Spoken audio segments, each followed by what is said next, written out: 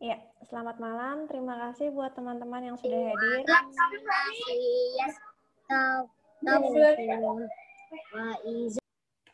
Ya, terima kasih untuk teman-teman yang sudah hadir semua pada pertemuan hari ini. Hari ini kita pertemuan ke-8. Saya mau bahas sedikit ya tentang structure lanjutan yang kemarin. Nah, nanti kita akan mulai skill baru hari ini. Jadi, sekarang kan meeting ke-8. Jadi 8, 9, 10, 11. Kemudian di meeting ke-12 kalian akan ujian. Nah, jadi kita ada 4 meeting lagi. Nah, dalam 4 meeting ini 8, 9, 10, 11 kita akan melakukan sedikit structure, tinggal sedikit. Kemudian akan ada latihan membaca dan mendengarkan. Nah, nanti ketika ujian, kita ujiannya full skill. Jadi mulai dari mendengarkan, listening, kemudian reading, membaca, dan yang structure and written expression yang kemarin kita sebelum kuis kita godok habis-habisan gitu. Nah, oke.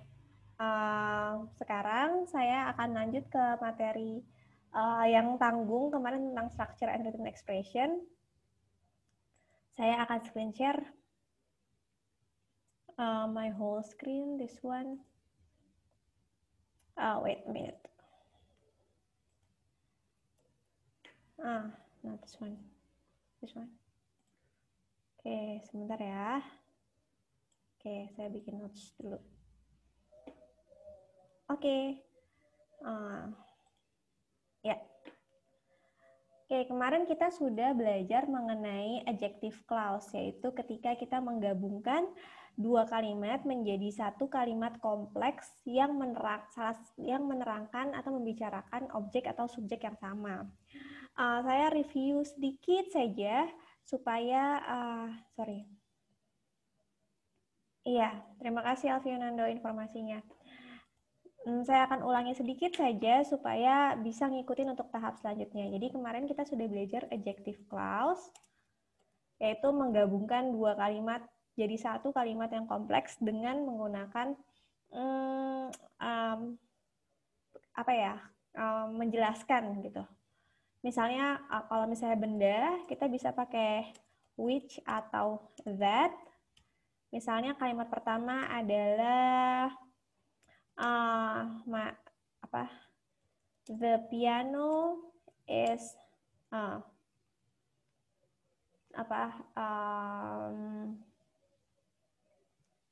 misalnya benda the piano is black. The piano is bought from a famous pianist, misalnya. Kita bisa gabungkan menjadi the piano that is black, kita misalnya is bought from a famous pianist which is black. Piano yang warnanya hitam itu dibeli dari pianis terkenal. Atau coba saya kasih contoh yang lain ya, yang lebih enak. Misalnya I put the glass is filled with wine, with red wine. She put that glass on the table. Jadi ada dua keterangan. Kemudian kita gabungkan menjadi she put the glass which is filled with red wine on the table. The glass is filled with red wine. She put that glass on the table. Kita membicarakan gelas yang sama. Kemudian kita gabungkan menjadi dia menaruh gelas yang berisi wine merah itu di atas meja. Digabung jadi seperti itu. Cara menggabungkannya gampang. Tinggal she put the glass on the table. kan kalimat yang sama dengan kalimat yang kedua gini ya, she put the glass on the table, she put the glass on the table. Tinggal kita selipin which atau that yang tadi. Kemudian tinggal di copy di sini. Nah, jadi itu kalau yang benda. Kalau yang orang kita pakai who atau that jika sebagai subjek. Misalnya, the man wears a black tie. The man is my husband. Laki-laki itu menggunakan dasi hitam. Laki-laki itu suami saya. Kita gabungkan menjadi the man is my husband-nya saya copy. Kita pakaiin who atau that. Ininya kita selipin di sini. Oke, jadinya the man who wears a black tie is my husband. Laki-laki yang menggunakan dasi hitam itu adalah suami saya. Itu sekarang yang itu contohnya yang pertama. Atau orang juga bisa kita pakai whom atau that ini kalau sebagai objek. Pakainya whom. Misalnya I met the girl in the bus. Atau in the bus ya. The girl is my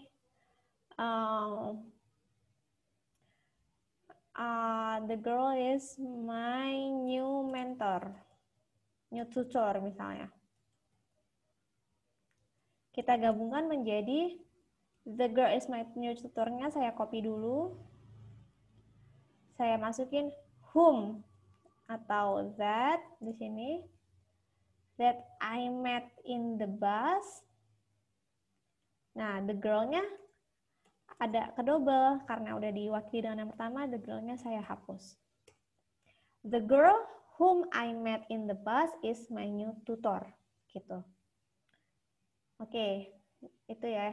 Sorry, ini saya mau gini. Biar kelihatan. Orang, subjek berarti who atau that.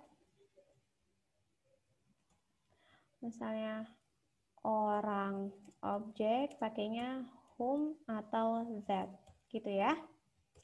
Nah, sama yang terakhir juga ada kepemilikan. Kita sudah bahas kepemilikan.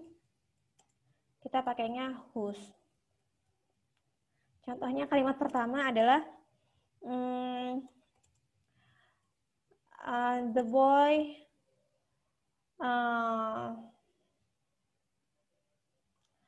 is wearing a blue shirt. The boy lost her book.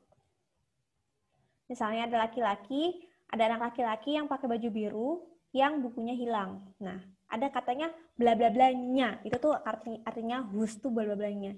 Kita gabungkan menjadi the boy. Oke. Sorry, ini salah. His book is lost. Sorry. Jadi ini the boy is wearing a blue shirt. Ini saya copy. Saya mau ngejelasin bahwa laki-laki itu tuh yang laki-laki yang bukunya hilang itu yang pakai baju biru gitu. Saya akan bilang the boy whose book is lost is wearing a blue shirt gitu. Laki-laki yang bukunya hilang sedang menggunakan kemeja warna biru gitu. Ini adjective clause, jadi menjelaskan sesuatu yang ada di kalimat dengan kalimat yang lain. Nah, oke, ini kemarin kita sudah bahas di pertemuan sebelumnya dengan lebih detail. Jadi kalau ada teman-teman yang masih agak belum mantap gitu, bisa di-review lagi materi minggu lalu. via YouTube-nya. Nah, sekarang kita akan lanjut ke materi selanjutnya, yaitu bentuk reduce-nya. Jadi tuh ini tuh bisa kita singkat atau kita hilangkan sebagian. Nah, kita gunakannya sebagai menggunakan present participles dan menggunakan past participles. Contoh di sini, dilihat ininya ya. Present participles itu adalah bentuk ini, ing. Kalau misalnya walk, walking, read, reading. Nah, bentuk kata reading-nya aja sendiri itu disebutnya sebagai present participles. Pokoknya verb ing gitu, the ing form of the verb. Nah, misalnya ada dua kalimat seperti ini ya. She put the glass, saya lebarin ya. She put the, ini deh, yang ini aja. The man who atau that wears a black tie is my husband. Kalau saya reduce, saya buat jadi seperti ini. The man who atau that-nya ini bisa kita hilangkan. Kita hapus. Makanya kita sebut sebagai reduced. Wear kita ganti jadi wearing. The man wearing a black tie is my husband. Jadi be careful ya, kita sebelumnya sudah pernah belajar tentang present continuous yang menggunakan ing verb, udah pernah belajar past continuous juga yang menggunakan ing form. Nah, kali ini ada ing form yang lain, yaitu bentuk present participles yang digunakan pada kasus seperti ini. Jadi udah nggak ada who atau that-nya lagi, udah hilang, diganti jadi ing. The man wearing a black tie is my husband. Nah, kalau yang ini misalnya, saya copy juga nih misalnya. Oke, yang itu dulu deh, present participles. Contoh di sini adalah, the man is talking to his friend. The man talking to his friend has a beard. Nah, sorry, saya ini dulu ya. Saya jelasin di sini dulu. Biar, nggak ke bawah. Oke, this one. Berarti ini dia ada dua kalimat di sini. Kalimat yang pertama adalah, the man is talking to his friend. Dua, the man has a beard. Gitu ya. Kalau kita gabung kan jadinya the man, laki-laki sedang bicara ke temannya. Laki-laki itu memiliki janggut gitu. Kita mau bilang laki-laki yang lagi ngomong sama temannya itu memiliki janggut. Kita bilangnya saya pakai cara yang sama. The man has a beard, kita copy dulu. Kemudian kita ganti pakai who atau that. Di sini tinggal kita selipin. The man that is talking to his friend has a beard. Nah, sekarang kita bikin reduce-nya. The man, who that-nya kita hilangin. To be-nya nggak dibutuhkan lagi. The man talking to his friend has a beard. Gitu.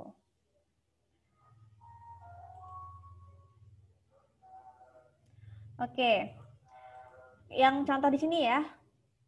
Kayak pertamanya adalah the child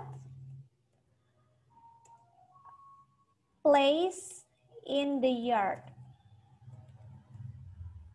The child is my son. Kalau misalnya kita gabungkan, kita copy dulu the child is my son. Who atau that, the child who plays in the yard is my son. Anak yang sedang bermain di taman itu anak saya, anak laki-laki saya. Nah, sekarang kita reduce. Who atau that-nya kita hilangin. Plays-nya kita ganti jadi playing. Terus gimana kalau past tense? Nggak masalah, misalnya the child played in the yard. Berarti kan kayak gini ya. The child played in the yard is my son. Ketika di reduce, dia tetap berubah jadi ing. Jadi kita hanya melihat dia bentuknya aktif atau pasif. Kalau dia bentuknya aktif, maksudnya sebagai subjek dan kata kerja aktif, maka kita pakai present participle playing gitu. Terlepas dari dia di struktur awalnya dia tensesnya apa, karena ini fungsinya udah berbeda lagi, udah bukan fungsi tenses. Ininya tetap the child playing in the yard is my son. Atau atau jangan ini deh. Atau misalnya kalimatnya adalah the child played in the yard. The child was injured. Ada anak yang sedang bermain di taman, anak itu terluka. Kita copy jadi ininya kan, kita gabungkan adjective clause-nya kan jadi the child was injured. Who atau that played in the yard was injured. Ketika kita reduce, kita akan buat dia menjadi seperti ini. The child, who atau that-nya kita hapus, played-nya kita ubah jadi playing. Gitu. Ada pertanyaan sampai sini?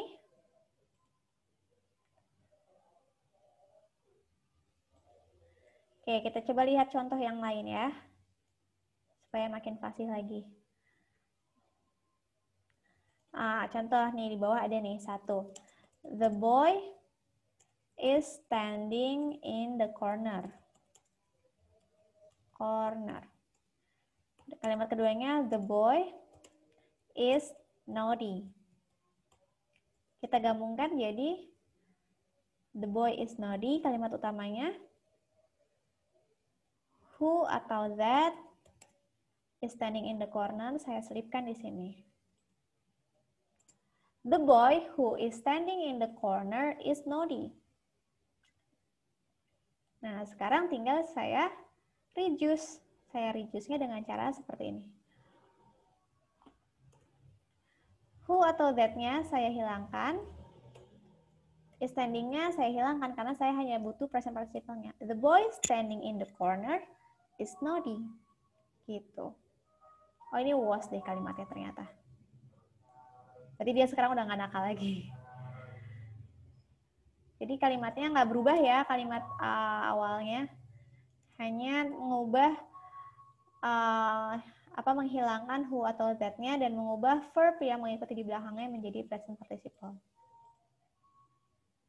Ya.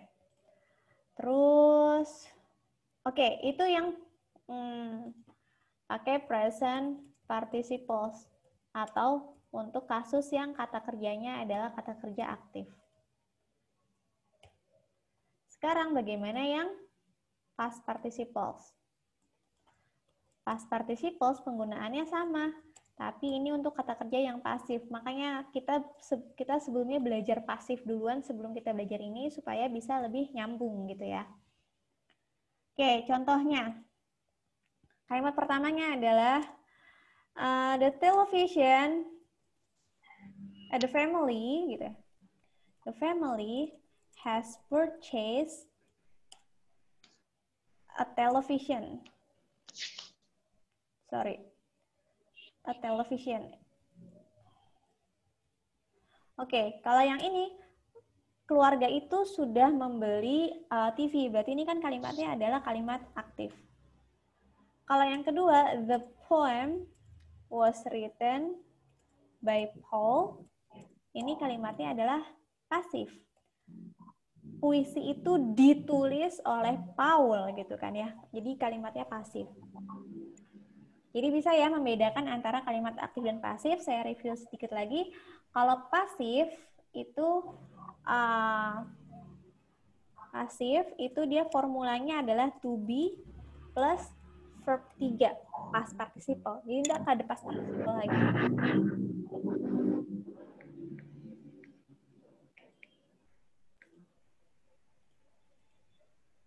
Nah, oke, itu ini diingat lagi. Nanti kalau perlu review, silakan direview lagi materinya. Nah, sekarang saya mau bikin kalimat pertama adalah the television was purchased yesterday. The television was expensive. Berarti kan yang pertama, televisinya dibeli kemarin, pasif. Televisinya mahal, aktif. Nah, ketika kita mau mengubah yang pasifnya, jadi misalnya kalimat utamanya adalah yang ini, the television was expensive. Kita mau ngubahnya gimana, itu gimana enaknya kita aja sih, mau ngejelasin apa. Misalnya, lebih enak mana? Televisi yang mahal itu dibeli kemarin, atau televisi yang kita beli kemarin itu mahal. Jadi, tinggal diatur aja kalimatnya yang lebih logical dan lebih make sense yang mana. Nah, kali ini saya pakainya yang kedua, bahwa TV yang kemarin dibeli itu mahal gitu. Berarti saya pakai kata-kata the television was expensive. Karena benda saya pakai which atau that. Ini tinggal saya copy, saya selipin di sini. Oke. Jadi deh, TV yang kemarin dibeli mahal. The television which was purchased yesterday was expensive. Nah, sekarang bentuk reduce-nya adalah bentuk past participle atau verb 3. Which atau that-nya dihilangkan. Hap. Kita bentuk to be-nya dihilangkan juga. Tinggal verb 3-nya atau past participle-nya. Selesai. The television purchased yesterday was expensive. TV yang dibeli kemarin mahal. Maknanya sama, cuman yang ini versi lebih panjangnya, lebih lengkapnya. Kalau ini versi pendeknya. Kedua versi ini sama-sama baku dalam bahasa Inggris. Dan yang kayak gini-gini nih sering banget keluar di TOEFL. Gitu. Saya kasih contoh lagi ya. Misalnya yang pertama. The poem was written by Paul. Ini pasif ya. Karena dia kan puisinya ditulis oleh Paul, jadi pasif. Kemudian, the poem appeared in the magazine. Nah, ini aktifnya yang kedua. Ini saya kasih keterangan deh, biar jelas. Oke. Nah, sekarang kalau saya gabungkan misalnya, lebih enak mana nih?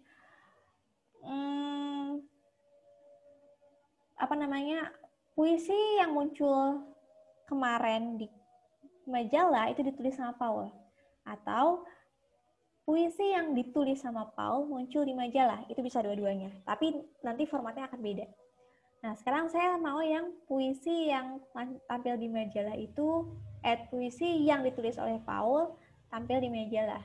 Karena kan saya mau ngubah yang pasifnya menjadi adjective clause.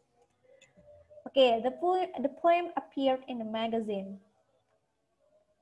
Karena benda, saya pakai which atau that.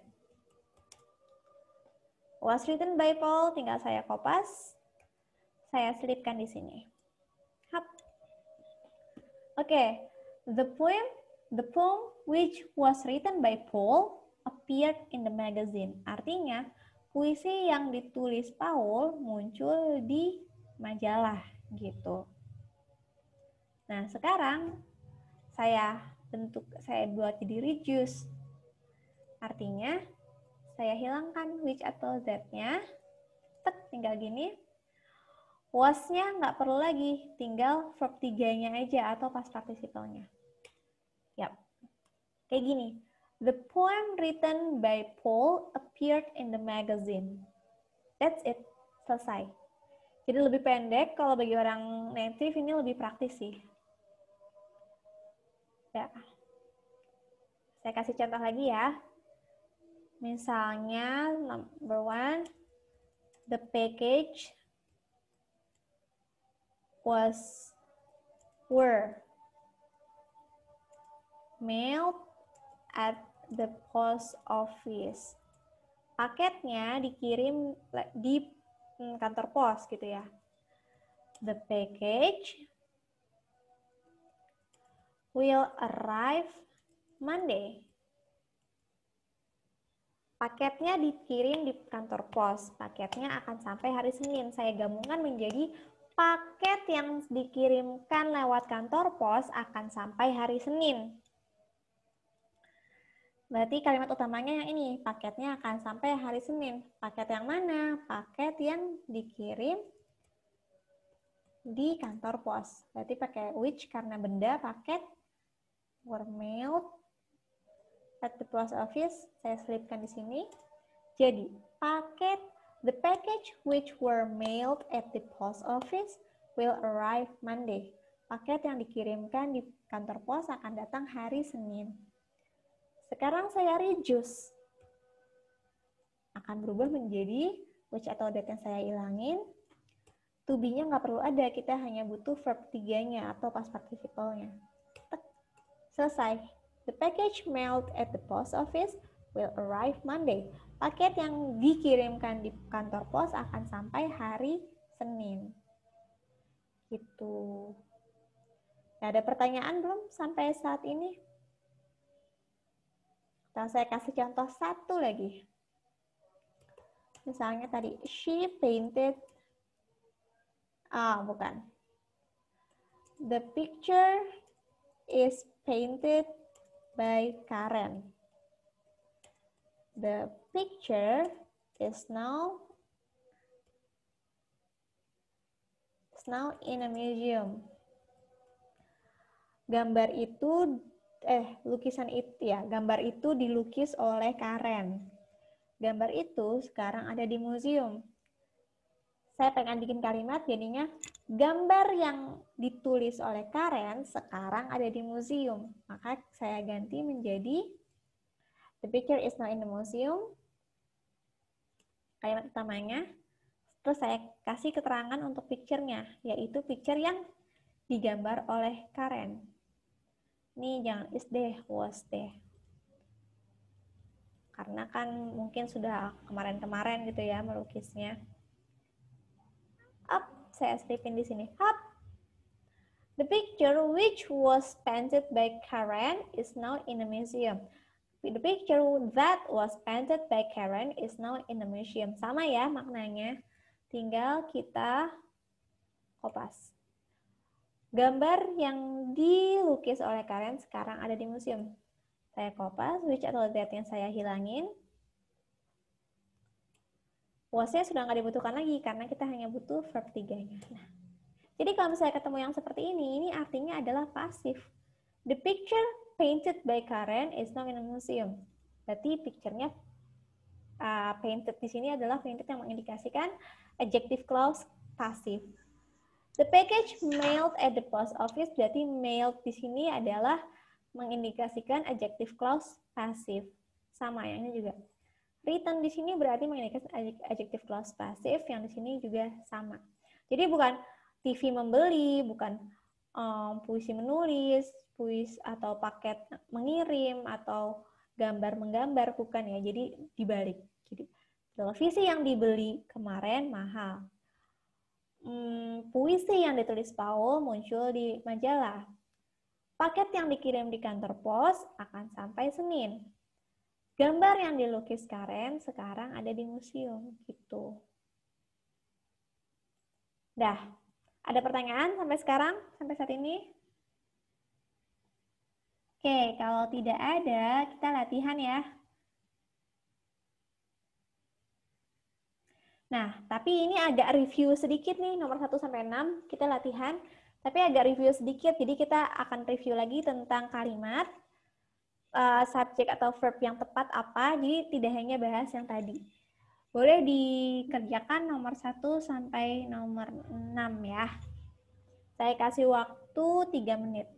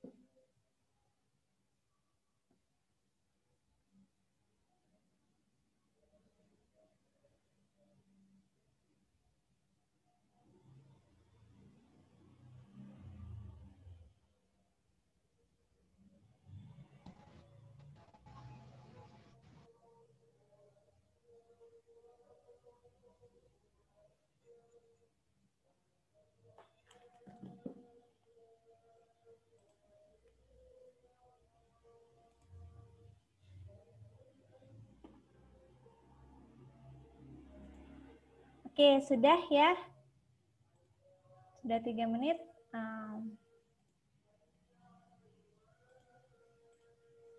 Saya akan bahas. Ada yang sudah jawab?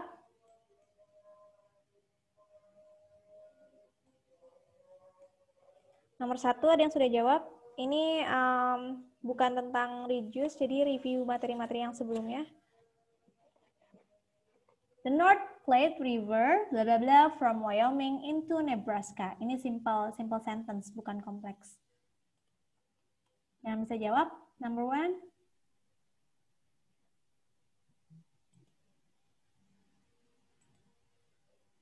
B ya, Miss, B.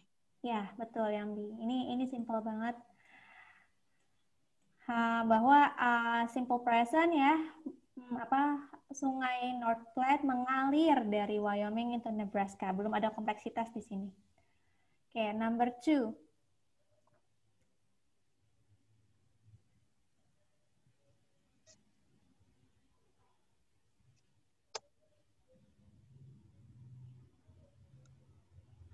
Ada yang sudah jawab number 2?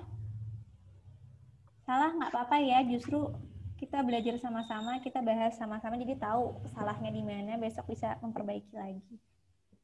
Ada yang sudah jawab nomor 2? Yang E, Miss. Ya, yang E, betul.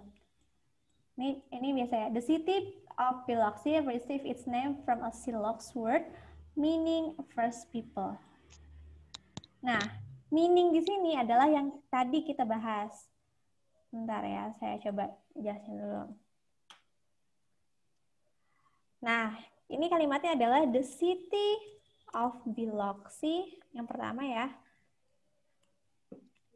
The city of Biloxi received its name from a Sioux word. Ya. Terus penjelasan lagi adalah Sioux word. That Sioux word, aku nggak tahu Sioux itu artinya apa. Pokoknya kata itu artinya adalah first people. Ini kayak gini sebenarnya.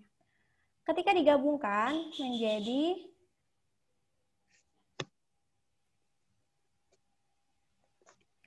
the city of Biloxi received its name from Sioux word, which means gitu, first people.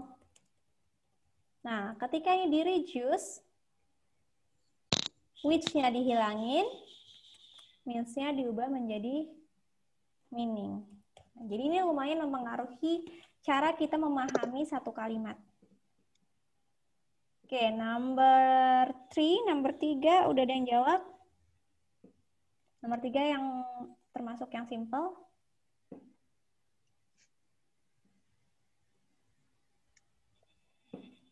A Pride of Lions.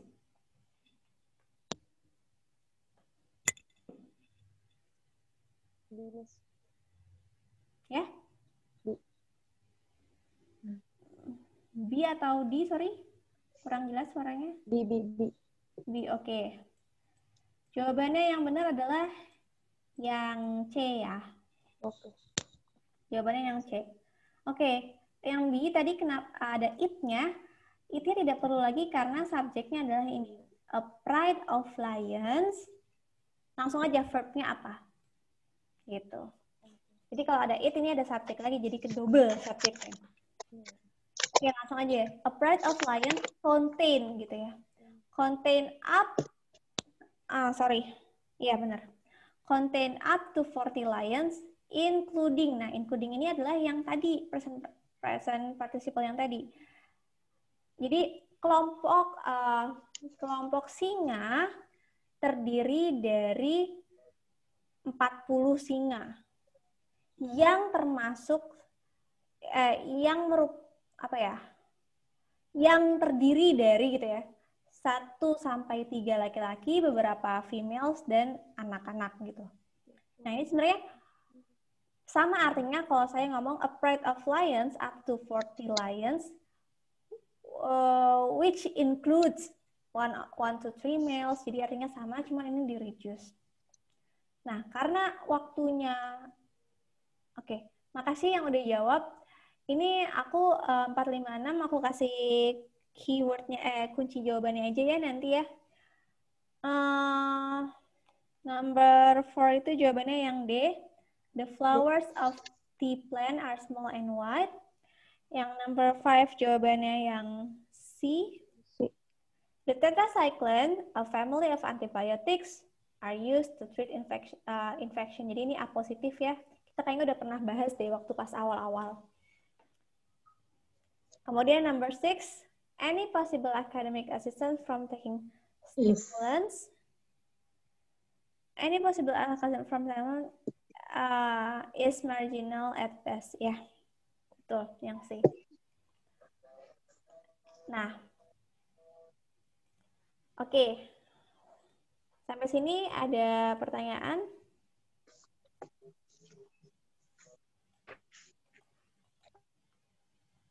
Gak ada ya?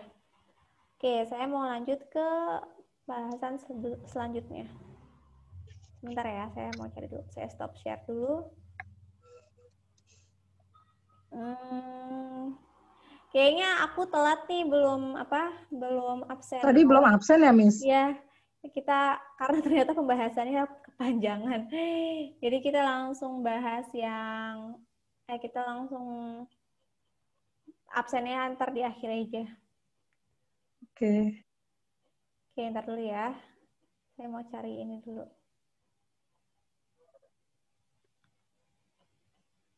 Oke, udah cukup. Nah, sekarang kita akan bahas reading. Reading tuh membaca ya. Aku lupa. Nah, ini dia. Belum ya? Saya belum screen share ya.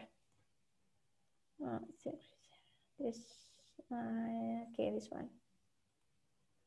Oke, sudah lihat? Kita reading bahas tipis-tipis aja dulu, pemanasan. Oke, reading ini kalau aku nggak salah soalnya ada 50, waktunya ada 60 menit deh kalau nggak salah. Tapi waktu itu aku sudah sempat bahas sih di introduction waktunya berapa. Nah, reading ini akan biasanya dilakukan paling akhir, dan biasanya kalau saya pas reading tuh udah agak-agak ngantuk karena sebelumnya udah listening, distract, terus reading paling akhir. Mana teksnya panjang-panjang gitu kan ya, jadi udah ngantuk banget ya kalau reading biasanya. Tapi sebenarnya reading itu memang pertama walaupun kita butuh fokus, tapi sebenarnya kita tidak perlu memahami keseluruhan isi bacaan. Nah, walaupun demikian, reading itu bakal ngetes kita banyak. Jadi, bakal ngetes dari informasi yang paling general, misalnya dia ngomongin apa sih, ide pokoknya apa, kayak bahasa Indonesia gitu ya. Atau detail, misalnya lagi ngomongin tentang artificial intelligence misalnya. Kemudian pertanyaannya adalah, bagaimana artificial intelligence bekerja gitu. Atau siapa yang pertama kali menggagas ide artificial intelligence? Could be anything. Jadi bisa dari yang sangat general sampai yang sangat spesifik. Nah, sekarang kita latihan membaca. Iya. Oke. Oke. Yang pertama adalah biasanya selalu sama kayak bahasa Indonesia suka ada pertanyaan. Sorry. Lihat buku dulu. Suka ada pertanyaan, ide pokoknya apa gitu. Nah, biasanya kalau misalnya ide pokok sama kan bahasa Indonesia itu biasanya ada di kalimat pertama atau ada di kalimat terakhir. Oke, sekarang misalnya ada pertanyaan, ada paragraf seperti ini.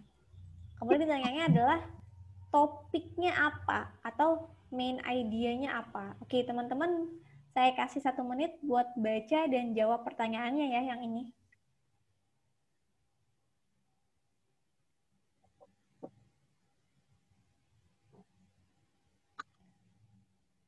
Satu menit boleh dibaca dulu, nanti kita bahas.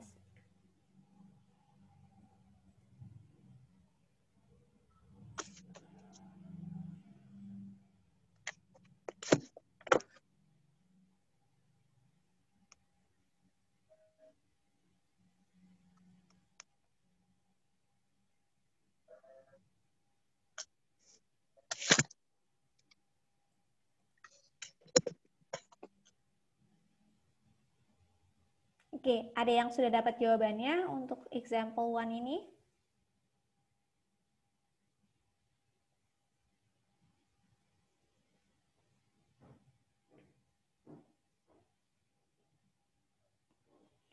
Oke, saya bahas dulu ya. Biasanya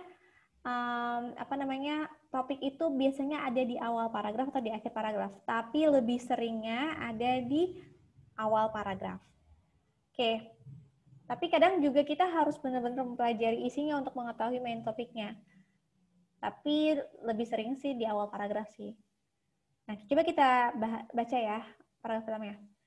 In the philosophy of John Dewey, a sharp distinction is made between intelligence and reasoning. Dalam filosofi John Dewey, a sharp distinction itu ada perbedaan yang tajam dibuat antara intelligence dan reasoning. Jadi ada perbedaan yang cukup mendasar atau tajam antara intelligence dan reasoning.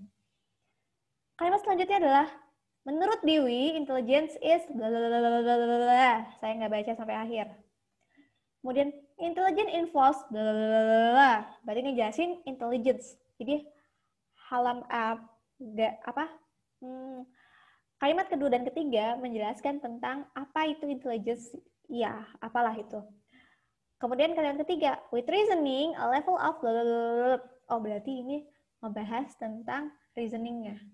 Berarti kalimat pertamanya adalah, berarti main idenya adalah ini. Karena setelahnya,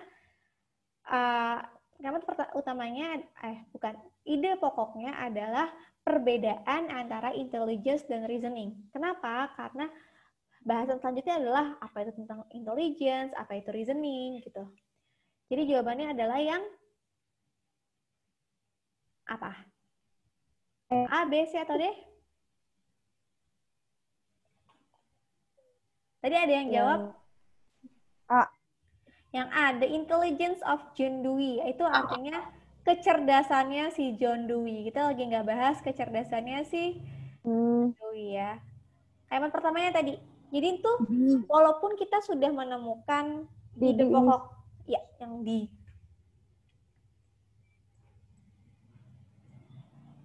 Oke. Walaupun kita sudah menemukan nih kalimat pertamanya ini, wah ini nih kayaknya topik sentence.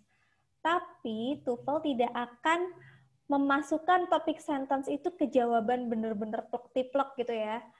Tapi dia akan mengubah dengan bahasa yang lain, disebutnya paraphrasing. Jadi tidak mungkin bahasanya persis sama, tapi maksudnya sama. Nah, yang B ini ada distinction, kok nggak bukan yang B? Kalau yang B itu distinction made by John Dewey. Tapi tidak mewakili apa yang dibahas di main topik kalimat pertama ini. Jadi ini salah. Dewey's idea on the ability to reason. Dia cuma ngomongin reasonnya doang. Padahal di kalimat kedua dan ketiga, dia bahas juga tentang intelligence. Jadi yang C salah. Gitu. Jadi kuncinya adalah lihat di kalimat pertamanya. Oke, sekarang aku lanjut. Nah, cara-cara pertanyaannya tuh sama. Misalnya, what is the topic of the passage? What is the subject? What is the main idea? What is the main point? What is the author primarily concerned? Atau judulnya yang bagus apa? Karena kan judul itu kan biasanya menggambarkan main idea ya. Ya, pertanyaannya tuh biasanya ini. Tapi sebenarnya intinya sama, mencari main idea-nya apa. Gitu. Nah, sekarang ini TOEFL exercise yang beneran. Nomor 1 dan 2 aja. Silakan dijawab. Saya kasih waktu agak lama, 3 menit ya.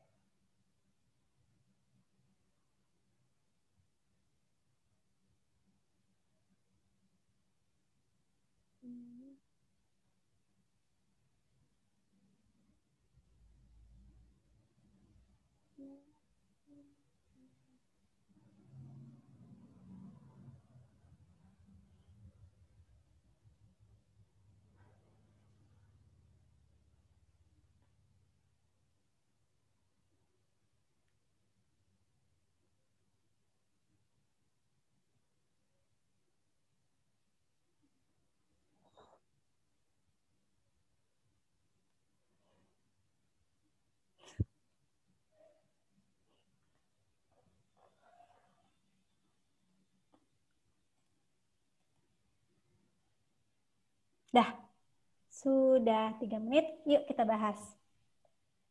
Ada yang sudah bahas? Ada yang sudah jawab nomor 1 dan nomor 2. Nomor 1 apa? Kita C. tampung dulu. Oke, yang 1 C. Ada yang jawab berbeda? Nggak ada. Oke, nomor 2. Ada yang sudah jawab nomor 2? B. Ada lagi yang sudah jawab?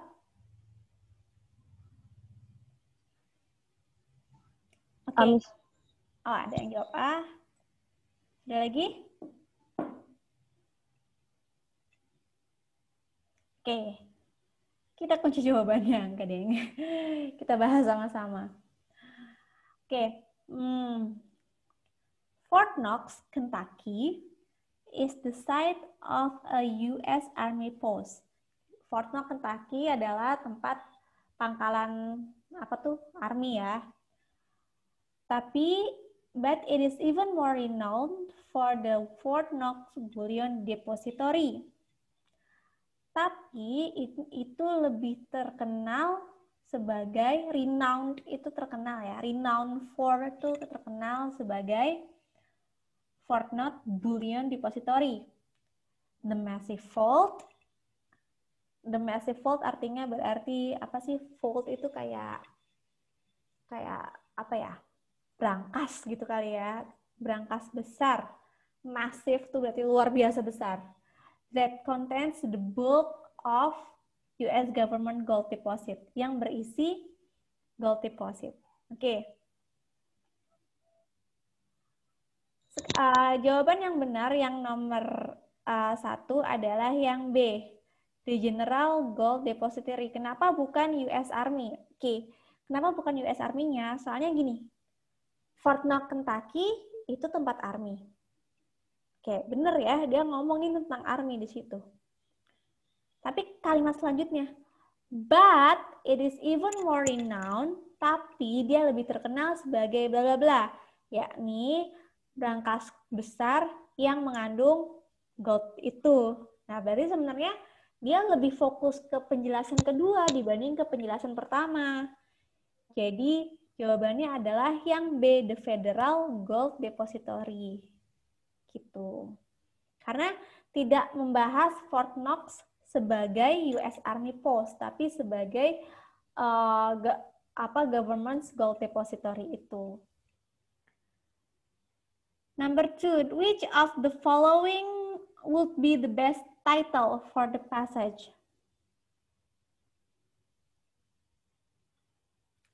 Oke, tadi udah dijawab, sorry. Saya malah nungguin kalian jawab lagi. Oke, saya jelaskan dulu kalimat selanjutnya ya setelah ini. Pokoknya dia ngomong Fort Knox itu tempat Army, tapi dia sebenarnya lebih terkenal sebagai bla bla bla yang merupakan tempat penyimpanan emasnya government.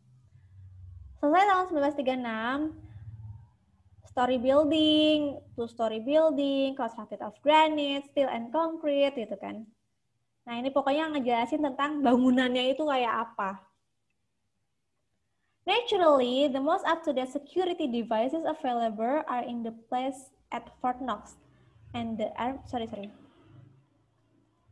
Naturally, the most up-to-date security devices available are in the place at Fort Knox, and the army post nearby provides protection. Terus dia ngasih tahu, secara alami, tingkat keamanan yang paling tinggi itu ada di Fort Knox itu.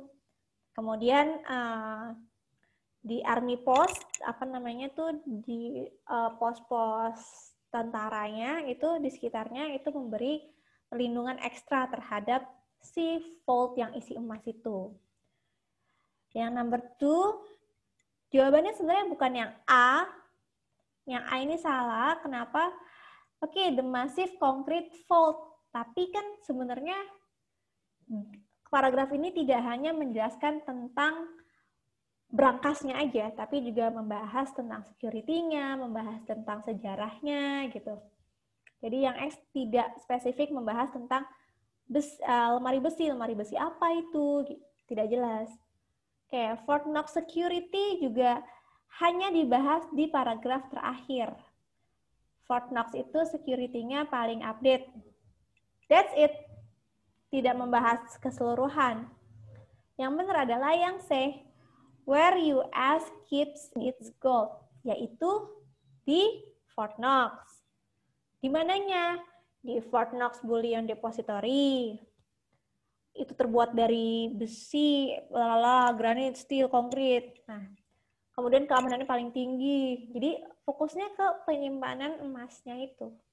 Jadi jawabannya C. Jadi the best title sama which following best describe the topic itu harus mencakup keseluruhan paragraf. Jadi not only the part of the information, tapi the whole paragrafnya berbicara tentang apa gitu.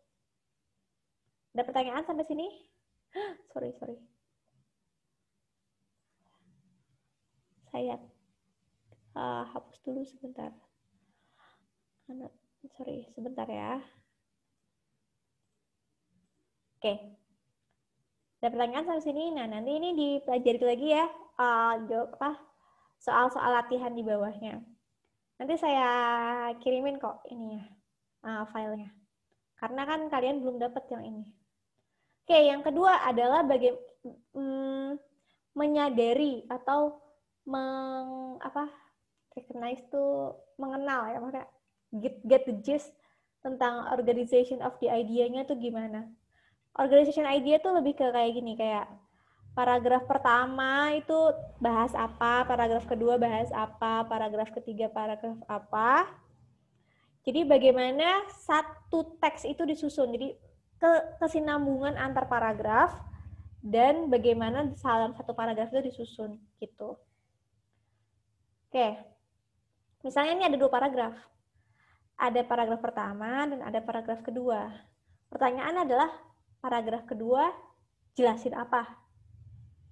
Oke, berarti kita sebelum kita ngerti paragraf keduanya jelasin apa, kita harus get the gist dulu nih. Paragraf pertama ngomongin apa, baru paragraf kedua ngomongin apa. Jadi biar kita bisa melihat korelasi atau kesinambungan antar paragrafnya. Oke, sebentar. Saya ganti halaman dulu.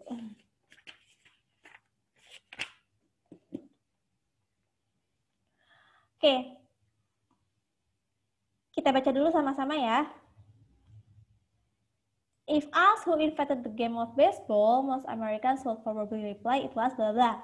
Kalau ditanya siapa yang nyiptain baseball, kebanyakan Amerika akan menjawab Abner Doubleday. Dah, kita baca-nya dulu. Set. Kalimat kan biasanya kan di kalimat pertama kan, kalau misalnya main idea. Nah, sekarang kita baca paragraf keduanya. Today, most sport historians are in agreement that the Doubleday really did not have much to do with the development of baseball. Sekarang, banyak sejarawan olahraga setuju bahwa Doubleday tidak banyak berkontribusi terhadap baseball. Kira-kira hubungannya sama paragraf pertama tadi ini apa? Paragraf pertama, saya ulangi ya. Paragraf pertama, kalau ditanya siapa yang menemukan baseball, banyak Americans akan menjawab Abner Doubleday.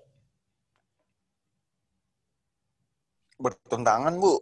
Bertentangan, betul. Jadi ini hubungan organizational ininya adalah pertama ada apa, kemudian yang kedua menentang yang pertama. Berarti, apakah dia provide example untuk mensupport first paragraph? Tidak. Apakah dia precedes the idea in the first paragraph? Precedes itu artinya sejalan ya. Maksudnya share the same idea.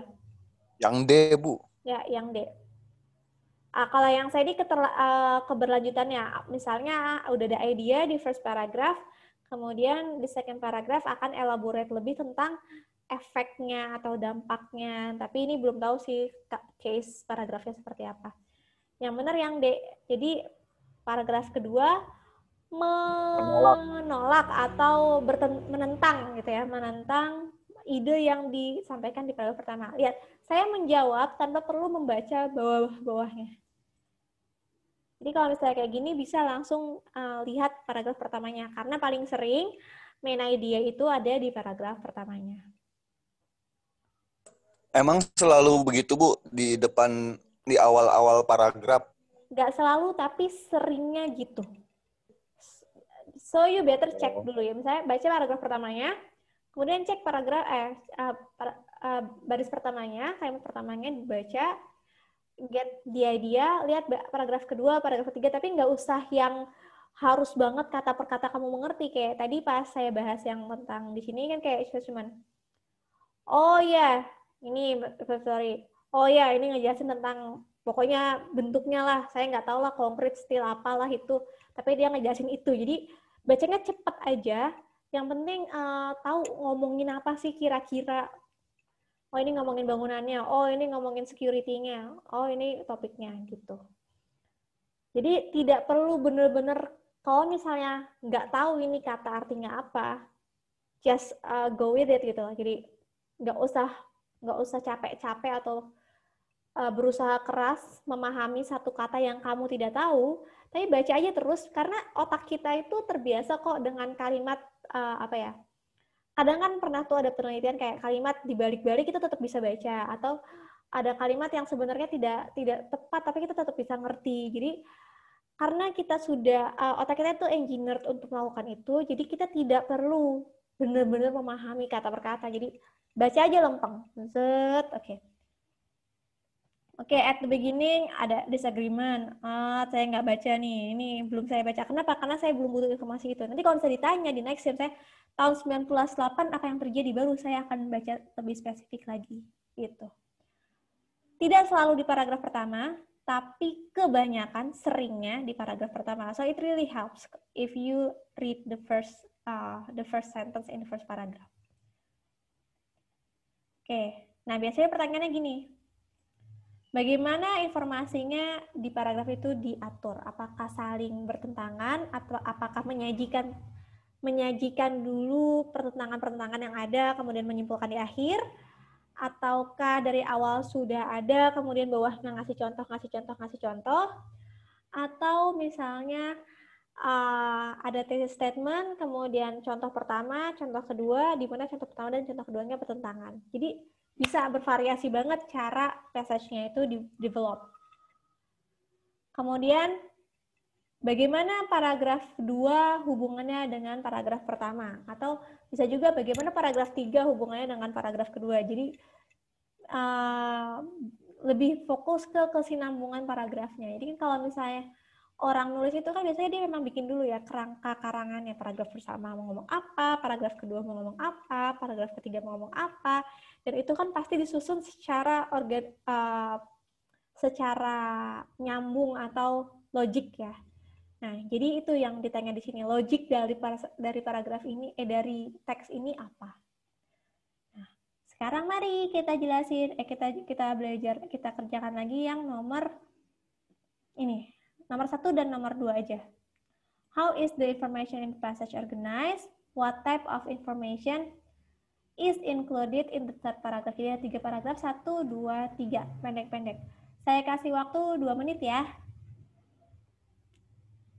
Setelah itu kita sudahi.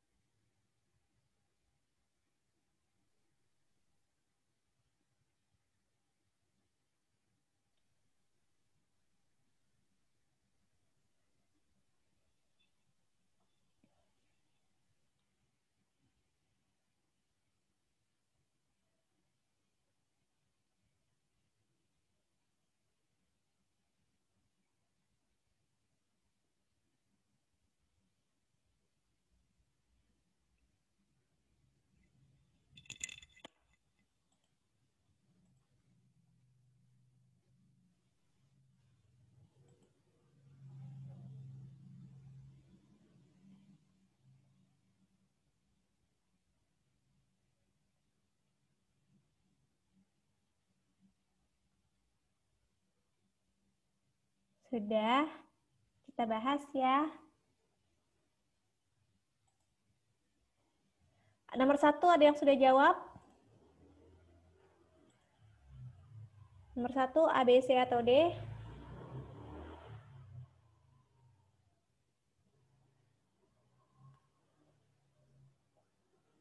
Anyone?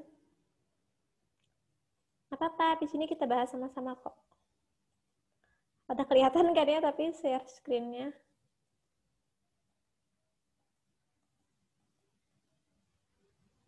Ada yang sudah jawab, nomor 1.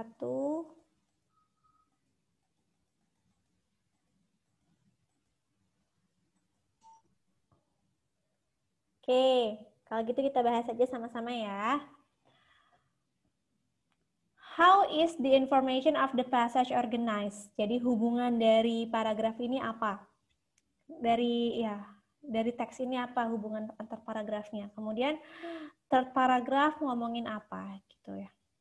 Oke, kalau kayak gini tidak ada cara lain selain kita harus membaca seluruh passage, tapi tidak harus semuanya banget, kayak kalimat pertamanya aja, just to get the gist gitu ya. Oke, kalimat pertamanya, conflict within... Bu. Apa? A. Oke, ada yang jawab A.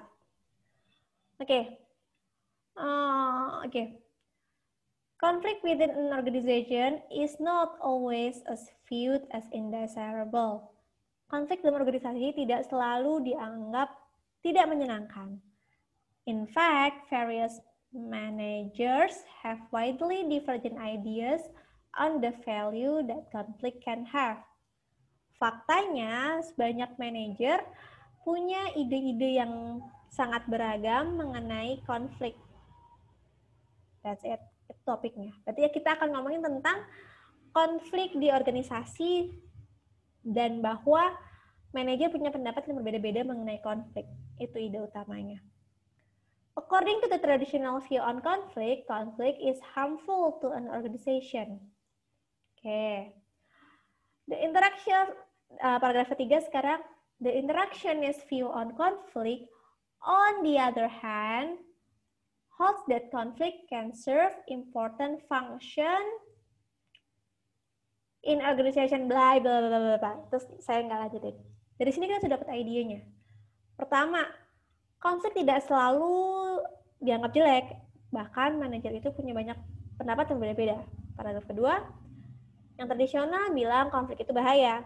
Yang ketiga, the interactionist sebaliknya, on the other hand, itu artinya sebaliknya, memandang konflik bisa memiliki fungsi yang penting dalam organisasi, yaitu jadi itu. Nah, sekarang kira-kira apa? Jawaban yang benar adalah yang B. Contrasting view of conflict. Jadi ada yang menganggap menguntungkan dan ada yang menganggap merugikan. Ada pertanyaan? Atau sudah cukup jelas kenapa jawabannya B? Jelas, Bu. Oke. Sekarang yang nomor 2. What type of information is included in the third paragraph? Berarti sekarang fokus nih, paragraf ketiga bahas apa? Mari kita baca.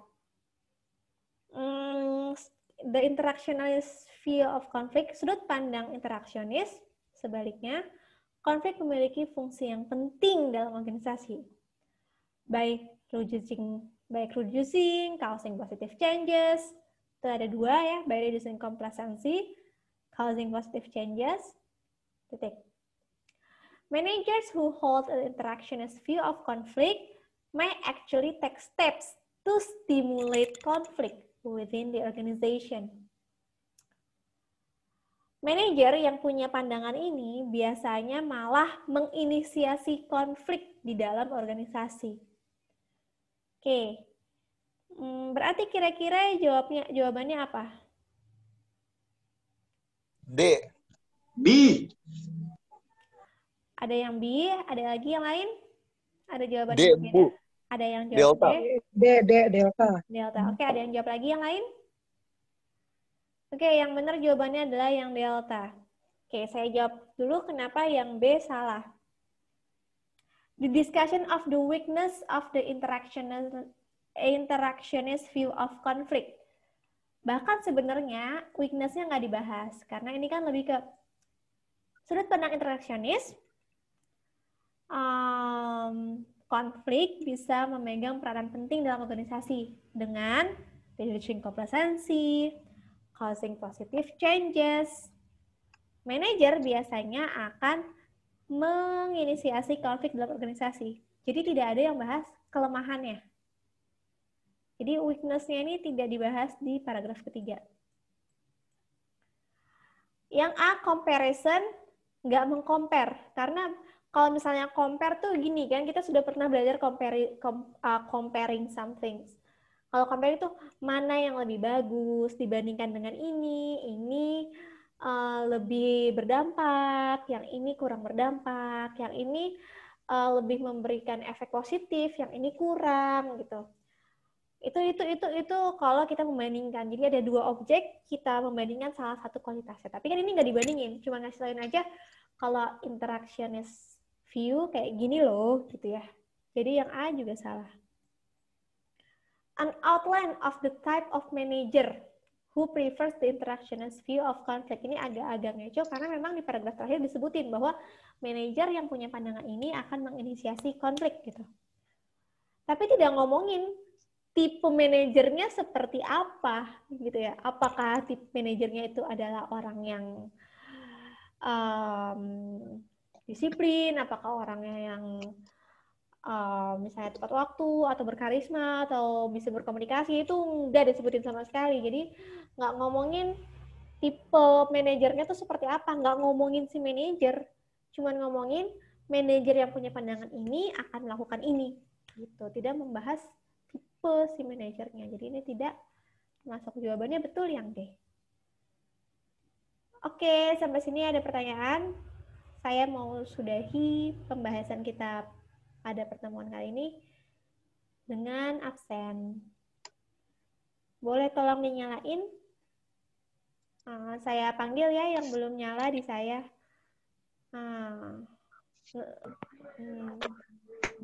Oke. Tahan ya, jangan. Avionando belum nyala. Ya. Herman, Zebua,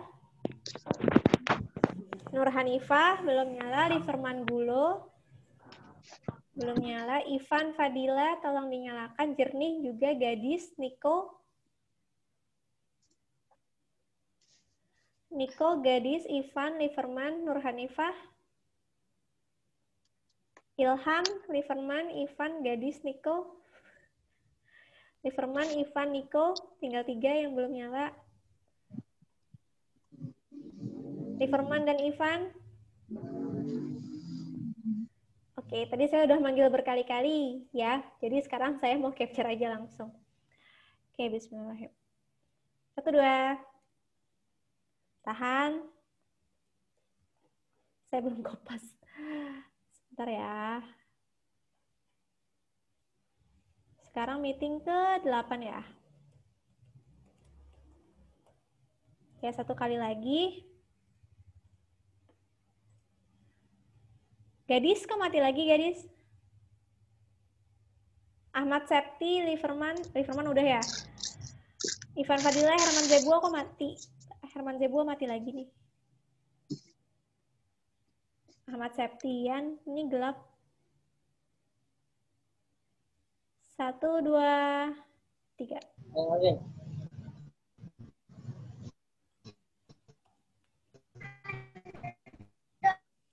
Oke, udah. Terima kasih untuk teman-teman yang sudah hadir pada pertemuan hari ini. Kalian libur kapan? Minggu depan libur nggak? Libur, Miss. Minggu depan libur ya, Miss? Iya. Nggak, ini aku nanya justru. Tanggal panjang, Miss. Libur panjang. Nggak, dari kampus memang libur. Kayaknya mah, Miss. Libur tahun baru, Miss. Tanggal 25 kan soalnya tanggal merah kan? Iya. Kemudian besoknya tanggal 1 tanggal merah juga, jadi berarti 2 minggu kita libur 2 ya. minggu libur. Alhamdulillah. Tapi jangan lupa